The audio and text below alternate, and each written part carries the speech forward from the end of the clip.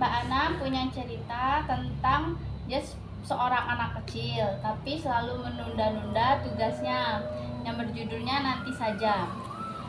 Aduh, membuat prakarya dari barang bekas apa ya? Besok sudah harus dikumpulkan, tapi aku belum punya ide, menyebalkan. Abah berangkat sendiri, Uma tinggal di rumah karena ading sakit, aku ikut abah saja. Prakarya bisa kukerjakan sepulang berjualan. Karena inilah, jadi seorang Ira ini menunda-nunda hasil karya seninya. Uma, biar aku yang membantu abah. Aku bergegas setelah memasukkan buku gambar ke dalam tas.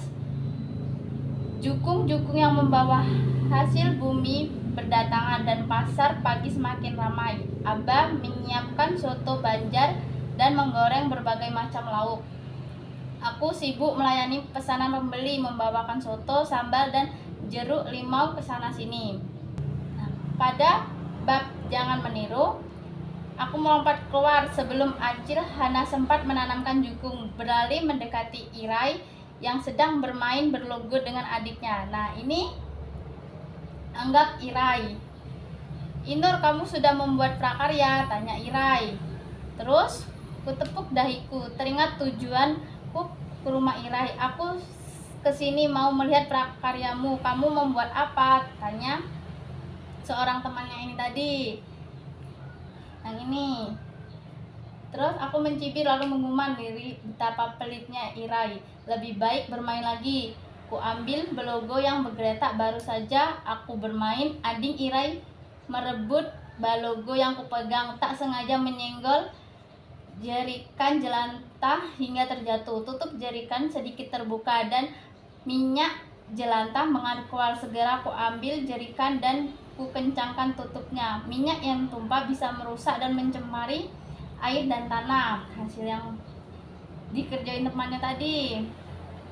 Nah, terus si Irai ini berusaha untuk aku membuat mainan perahu kelotak dari karton bekas, jawab Ivan dengan isyarat. Ia mengajakku melihat prakaryanya. Ivan membuat kapal katok yang sangat keren.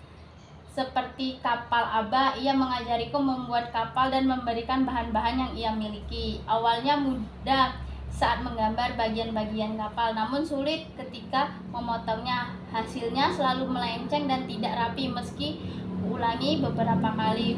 Menyebalkan. Terus dia menyerah, akhirnya bolos. Sementara matahari semakin reda. Lebih baik cepat-cepat ke bank sampah sambil memikirkan ide lain.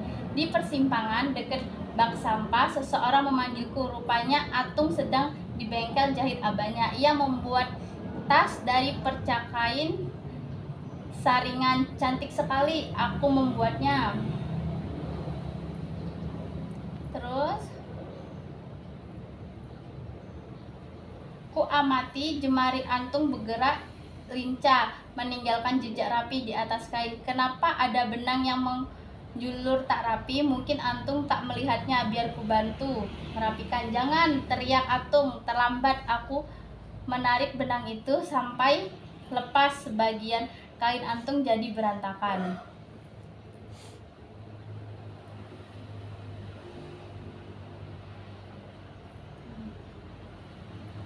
Terus petugas memanggil dan memintaku menunggu jalantah ke tong penumpang. Tong itu diberi arang untuk menyerap zat-zat berbahaya dari jelantah. Bagian atasnya dipasangi saringan agar kotoran tidak ikut tertampung. Beberapa remaja sedang mengerjakan sesuatu di dekat mereka. Ada benda warna-warni yang berlumur pernah kulihat. Ternyata mereka sedang membuat sabun dan lilin dari minyak jelantah. Aku tahu prakarya apa yang akan kubeli. Bahan-bahan dari bank sampah. Dengan mengurangi tabunganku, aku diizinkan meminjam peralatan dan membuat prakarya di bank sampah. Terus si Ira ini mempunyai ide. Dia membuat panaskan minyak jelantah dan parafin dalam panci dengan api kecil hingga tercampur rata. Terus bagi 2 larutan ke dalam panci lain dan tambahkan krayon dengan warna berbeda pada masing-masing panci. Kemudian tambahkan beberapa tetes minyak wangi ini ke dalam panci. Kemudian siapkan sumbu pada botol kaca, sumbu yang itu, terus tuangkan larutan ke dalam botol kaca. Aku sudah punya dua pilihan warna-warni yang cantik, namun larutan dalam panci masih tersisa banyak. Terus hari menjelang petang, aku masih menanti lilin mengeras. Ketika lampu padam, aku teringat teman-temanku. Semoga mereka telah menyelesaikan prakaryanya. Sisa lilin masih cukup untuk mengisi 3 botol kaca. Sambil menunggu lilin mengeras, aku menggambar tas, terus kapar kotak dan tangguing. Kupotong dan kutempelkan satu-satu pada botol kaca. Aku pulang dengan membawa 5 lilin warna-warni supaya cepat aku menumpang kapal ke Latok. Jadi aroma wangi memenuhi rumah saat lilin kunyalakan.